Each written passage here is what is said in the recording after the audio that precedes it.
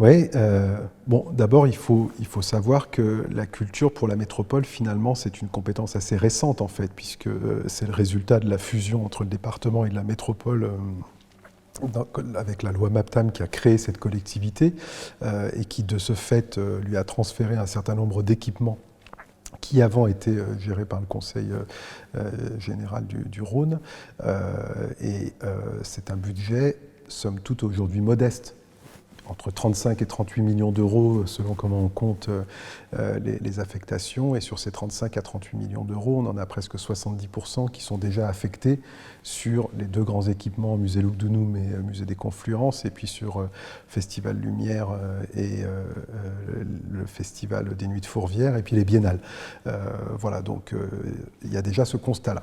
Ensuite, je crois qu'on est dans un moment où les collectivités locales ont besoin, si vous voulez, de porter des politiques culturelles. On a eu, en gros, si on fait un peu vite, Malraux, Langue, et puis ensuite des politiques plus territorialisées avec les collectivités locales, avec des politiques d'équipement, de présence au territoire.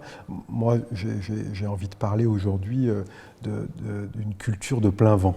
C'est-à-dire une culture qui, bien sûr, s'appuie sur des équipements avec un rayonnement territorial, national, international, avec des politiques d'une grande exigence, d'une forme d'excellence culturelle. Mais par contre, je crois qu'elles ont besoin d'ouvrir les portes et les fenêtres, ces structures, ces équipements. Ils ont besoin d'aller hors les murs, d'aller à la rencontre.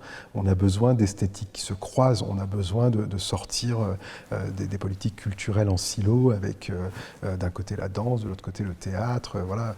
Et d'ailleurs, aujourd'hui, la chance que nous avons sur ce territoire, c'est que toutes celles et ceux qui sont en train de prendre des responsabilités dans les grands équipements culturels ont ceci chevillé au corps. Et donc moi, je ne suis pas inquiet sur notre capacité à faire. Mais pour autant, ça a été un peu long pour que ça vienne. Donc nous, on va plutôt surfer là-dessus et faire en sorte que notre politique culturelle, elle soit dans cet esprit-là. Alors concrètement, qu'est-ce que ça veut dire ?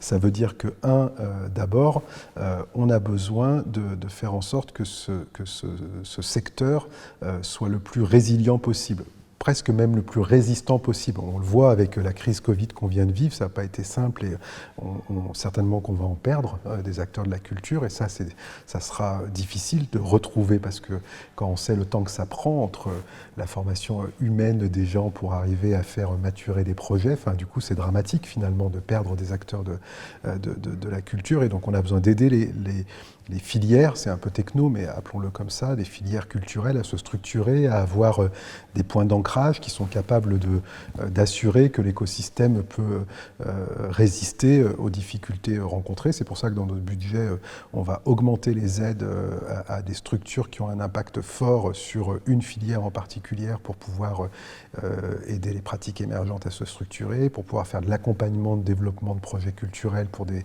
nouveaux entrants, etc. Donc ça, c'est quelque chose qui est important pour nous sur la structuration de la filière et avec le souhait également de venir soutenir des filières qui sont peut-être un peu moins structurées. Je pense notamment à la question des arts circassiens, puisqu'on va soutenir la création d'une cité internationale du cirque. Alors, ce n'est pas notre idée, hein, c'est celle de Mathurin Bols, de l'école du cirque de Lyon 5e. Mais pour autant, la métropole fait le choix politique de venir accompagner en investissement ce projet qui va s'installer à Vénissieux avec le souhait de se dire que c'est un équipement métropolitain qui aura vocation à structurer la filière des arts circassiens, même si les acteurs sont déjà là, mais pour assurer un point d'ancrage et de solidité. Et puis d'autres pratiques qu'on souhaite développer en termes de structuration de la filière autour de tout ce qui sont les arts numériques, puisqu'aujourd'hui on a des acteurs de grand renom sur le territoire, mais pareil, on a peu d'événements qui structurent la filière, on n'a pas forcément une mise en réseau très précise. Voilà deux exemples. Donc ça, c'est le premier axe. Le deuxième axe, c'est que pour nous, la culture, c'est un bien commun. Alors bien sûr, c'est extrêmement important parce que ça construit l'altérité, mais surtout la culture, c'est émancipateur. Enfin, en tout cas, ça a une force émancipatrice qui est extrêmement importante et ça, il faut que tout le monde puisse y accéder. Or, on le sait très bien, et par exemple, c'est un des points faibles de nos grands acteurs culturels sur le territoire métropolitain, c'est qu'ils ne rencontrent pas tout le public.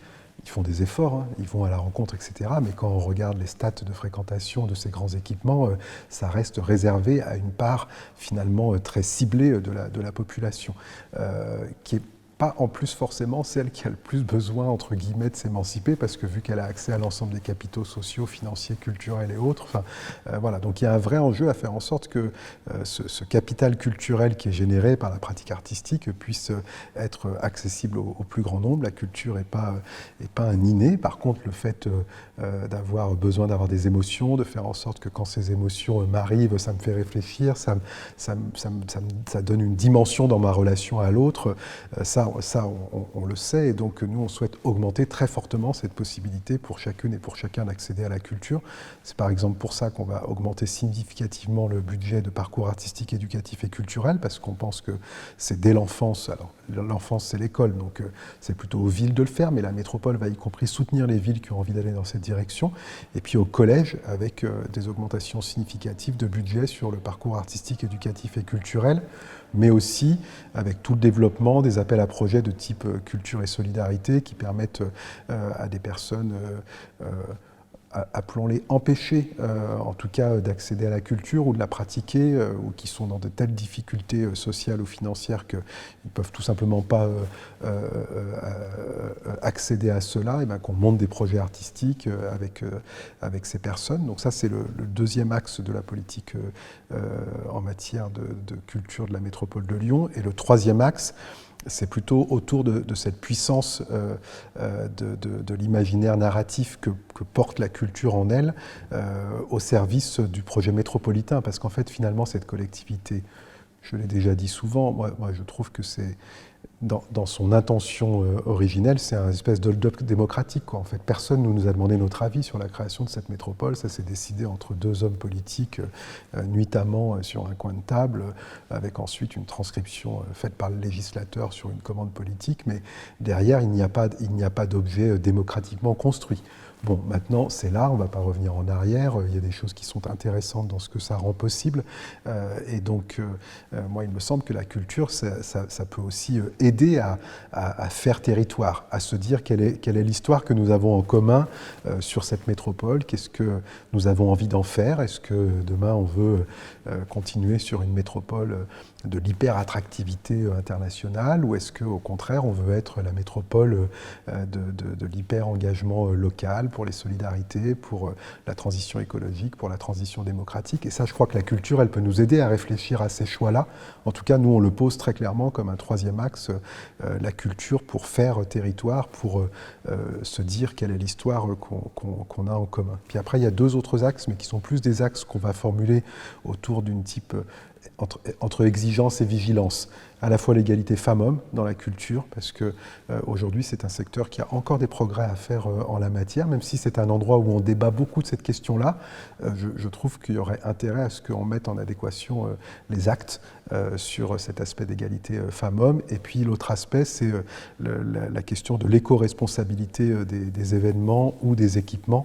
Voilà. Mais là, ils sont nombreux à s'engager dans cette direction, mais on a par exemple un projet aujourd'hui qui est plébiscité par les acteurs de la culture, alors qui est entre les deux, qui est entre cette exigence d'éco-responsabilité puis la structuration des filières, qui est une recyclerie culturelle, dans laquelle on mettrait en commun la question des décors, des costumes, etc., pour avoir des projets de réemploi au service de la production culturelle, mais du coup, ce serait aussi un lieu de résidence, de production, d'invention de nouveaux services entre les différents acteurs de la culture. Voilà un autre exemple un peu concret. Donc voilà la politique culturelle que la métropole souhaite engager, avec une évolution du budget qui sera présentée à la fin du mois de juin au Conseil métropolitain, avec des évolutions en direction de la culture comme levier de lutte contre les inégalités, ou la culture comme levier d'inclusion, et puis la structuration de la filière, qui vont être les deux endroits où il va y avoir des efforts financiers importants qui vont être faits par la métropole pour accompagner cette ambition en matière de politique culturelle.